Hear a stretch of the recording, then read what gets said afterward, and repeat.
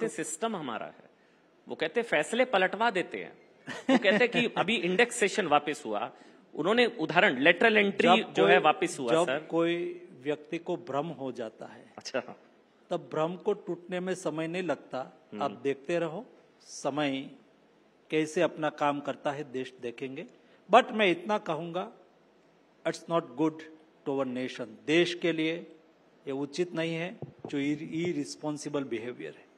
कौन सा बयान आपको जो है ठीक नहीं लगा? मतलब अमेरिका में अभी राहुल गांधी जी, अब तो क्योंकि वो एलओपी हैं, उन्होंने रोजगार का भी जिक्र किया। उन्होंने कहा चीन बेहतर कर रहा है, हमको मैन्युफैक्चरिंग सेक्टर पर ध्यान देने की जरूरत है रोजगार के लिहाज से, और चीन जो है वो बेहतर कर रहा है। आपने वो बयान सुना होगा। उसमें ऐसा है, सरकार को कुछ नहीं कहना ऐसा नहीं है, इसलिए तो डेमोक्रेसी में गवर्नमेंट है और विपक्ष है। विपक्ष को अवश्य सरकार की नीतियों के बारे में बात करनी चाहिए, सरकार को सुझाव देना चाहिए, सरकार को सपोर्ट भी करना चाहिए और सरकार की आलोचना भी करनी चाहिए। मैं ओपोजिशन में था, हमारी पार्टी ओपोजिशन में थी।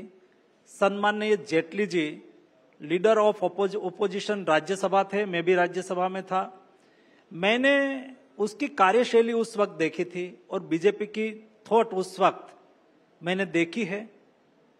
जो यूपीए गवर्नमेंट बिल लेके आती थी और जिसको समर्थन करना है, हम कहते थे उसको समर्थन करेंगे। हम करने के लिए आलोचना नहीं करते थे, उसको समर्थन भी करते थे। और जिसका हमारा विरोध था, तो पार्लियामेंट के फ्लोर पर हमारा क्यों विरोध है, हम क्यों उससे सहमत नहीं है, उसको डंके के चोट पर साबित करते थे। यहां कोई साबित करने की तो बात नहीं है। घा करके भाग जाना है, पत्थर फेंक के भाग जाना है, खड़ा भी रहना नहीं है। ए प्रकार का बिहेवियर, उसको मैं इररिस्पॉन्सिबल बिहेवियर कहता हूं। क्योंकि उन्होंने विदेश में दिया इसलिए, या उनके सवाल गलत थे? टोटल में, यहां भी और विदेश में। विदेश में तो कोई भी रिप्रेजेंट कंट्री को करता है, बिल्कुल, तो एक कंट्री का लोग होते हैं। यहां से आप विदेश चले जाएंगे तो आप भारतीय है। आप भारत के बारे में अनाप चनाप बात करना इंटरनेशनल प्लेटफॉर्म पर या तो विदेश में जाके, जिस तरह से प्रधानमंत्री जी के बारे में अनाप चनाप बोलना, सरकार की नीतियों के बारे में अनाप चनाप बोलना, जिसका नेगेटिव इम्पैक्ट देश के डेवलपमेंट पर और एक ऐसी बात के रूप में चला जाता है जो सत्य नहीं है, उसको सत्य करने की कोशिश करते हैं, उचित नहीं है। अल्टीमेटली हमारा कुल मिला के देश के चरित्र पर उसकी नेगेटिव इफेक्ट। अब तो बल्कि ये कहा जा रहा है वो पॉलिटिकली बहुत मैच्योर हुए हैं, वो एलओपी बने, उनके भाषणों का असर हो रहा है। अभी सैम पित्रोदा को मैंने सुना, उन्होंने कहा अब वो पप्पू भी नहीं है, वो पप्पू भी नहीं है, सुना होगा आपने वो बयान। तो अब उनकी इमेज क्या बदली है, या मैं एलओपी बनने के बाद? सर मैं उसके ऊपर कुछ नहीं कहना चाहूंगा। मैंने जो कहना था ये बहुत क्लैरिटी के साथ कहा। ठीक, देश में राजनीति में, डेमोक्रेटिक सिस्टम में सरकार और ओपोजिशन ये स्वाभाविक है, लेकिन रिस्पॉन्सिबल बिहेवियर, क्या आपको लगता है कि पार्लियामेंट में जिस तरह से प्रधानमंत्री बोल रहे थे, यस, और इस तरह उसकी कमेंट, उसका व्यवहार, ओपोजिशन लोगों का व्यवहार, हम भी थे पार्लियामेंट, बिल्कुल, और उस वक्त सरकार यूपीए की हुआ करती थी, वहां उस वक्त भी प्रधानमंत्री जी पार्लियामेंट में अपना बयान देते थे।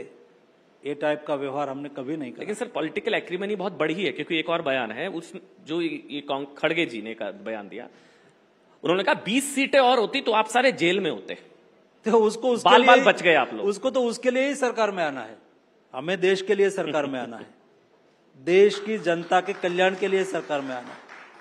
सर थोड़ा चुनावों की बात कर लेते हैं। हरियाणा में चुनाव है, हरियाणा में एंटी इनकम्बेंसी 10 साल, आप क्या किस तरह से देखते हैं हरियाणा? पहले हरियाणा की बात कर लेते हैं। हरियाणा में भारतीय जनता पार्टी जीतेगी, उसमें क्या बात? अच्छा, सरकार बन रही है? हाँ, पक्की बनेगी ना। तो केजरीवाल जी ने तो इस्तीफा दे दिया, उधर असर नहीं होगा। ये उनका विषय है, हमारा विषय है 10 साल में हरियाणा के लिए भारतीय जनता पार्टी की सरकार ने जो काम करा है। हमारा तो बहुत क्लियर एजेंडा है भाई, इधर उधर कोई बात ही नहीं है। डेवलपमेंट हमारा एजेंडा होता है, जनता सेंट्रिक हमारा काम होता है, प्रजा की आकांक्षाओं को पूरी करना ये हमारा व्यवहार होता है, और हमने करा है। तो केजरीवाल के इस्तीफा सिंपैथी फैक्टर, कोई सिंपैथी नहीं आएगी उनको लेकर? हमें उसमें कुछ कहना ही नहीं है, किसी को इस्तीफा देना है, रहना है, उनका विषय। हमारा काम है जहां हमने रिस्पॉन्सिबिलिटी दी है जी। वो रिस्पॉन्सिबिलिटी को भली भांति निभाना। एक आखिरी सवाल, जो चर्चा कल ही शुरू हुई, 1 नेशन 1 इलेक्शन, ये तो प्रधानमंत्री जी ने कहा है और आप भी कहेंगे और यहां भी सब लोग बैठे सभी कहेंगे 1 नेशन 1 इलेक्शन होना चाहिए। क्योंकि देखो, छोटी मोटी इलेक्शन, स्टेट गवर्नमेंट की इलेक्शन, पार्लियामेंट की इलेक्शन, लोकल बॉडी इलेक्शन, सब इलेक्शन के लिए मॉडल कोड ऑफ कंडक्ट का इम्प्लीमेंटेशन, उसको लेके इतना समय बिगड़ना, ये सब अल्टीमेटली तो देश के ग्रोथ के लिए, एक डिसीजन 2 महीने लेट हुआ तो अल्टीमेटली तो देश को ही नुकसान हुआ। नहीं, जिसके केंद्र में सत्ता होगी उसको फायदा नहीं होगा। 1 nation 1 fertiliser, 1 nation 1 election, 1 election में सभी को फायदा होगा, उसमें नुकसान की बात ही नहीं है। देश को भी फायदा होगा, सभी पॉलिटिकल पार्टी को। जो भाई जनाधार वोट देना, ये नागरिक के हाथ में है। हर नागरिक जो वोटर्स है, मतदाता है, देश का मतदाता मैच्योर हो चुका है, तभी तीसरी बार मोदी जी को मैंडेट दिया है। आप कब इलेक्शन कराएंगे, नहीं कराएंगे, साथ में कराएंगे, साथ में नहीं कराएंगे, उससे कोई फायदा या नुकसान हो जाएगा, ऐसा मैं नहीं मानता हूं। चलिए, बहुत बहुत धन्यवाद मनसुख मांडविया जी, आपने समय निकाला चौपाल के लिए, न्यूज 18 इंडिया के लिए। बहुत बहुत धन्यवाद सर।